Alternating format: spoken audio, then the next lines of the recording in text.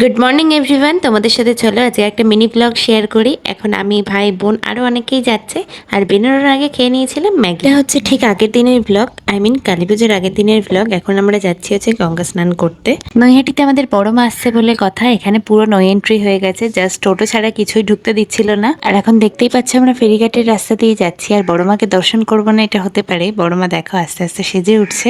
এরপর বড় মার মন্দির দর্শন করতে করতে আমরা আস্তে আস্তে ফেরিঘাটে গঙ্গার দিকে যাচ্ছিলাম। আমাদের আজকে অনেকেই ছিল, ভাই, আমি, বোন, বাপি, কাকিমণি সবাই গেছিল গঙ্গা স্নান করতে। আজকে হিউজ পরিমাণে অনেকেই দণ্ডি কেটেছে। যাই হোক, আমাদের এখন গঙ্গা স্নান করা কমপ্লিট হয়ে গেছে। তোমাদের আরো এক মাকেও শেয়ার করে দিলাম। আর এখন আমাদের খুব ইচ্ছা করেছে একটু চা খেতে। আর কাকিমণির একটু শাখা পড়ার ছিল, তো কাকিমণি শাখা পড়তে গেছে আর আমি আর বোন মিলে একটুখানি চা খেয়ে নিলাম। তারপর ওরা খেয়েছে আর দেন গেছিলাম স্টাইল বাজারে। সেখান থেকে টুকটাক কিছু শপিং কমপ্লিট করে নিয়েছি আমরা। এরপর আমরা বেরিয়ে গেছি, একটু পেট পুজো তো করতে হবে না, কি বলো? আর আমরা চলে গেছিলাম এরপর একটু নিরামিষ কচুরি খেতে, কারণ আমাদের মধ্যে সবাই প্রায় উপোস করছে।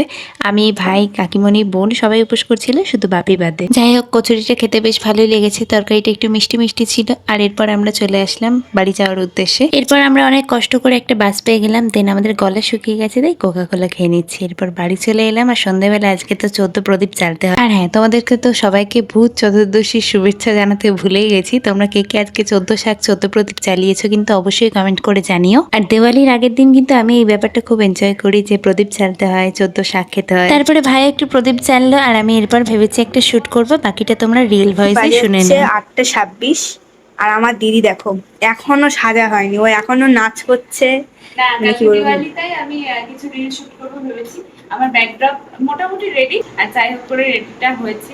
তো কালকে অনেকগুলো রিল আসবে, তো তোমরা লাইক কমেন্ট শেয়ার করো। আর ফুল লুকটা ওখানেই দেখতে পাবো।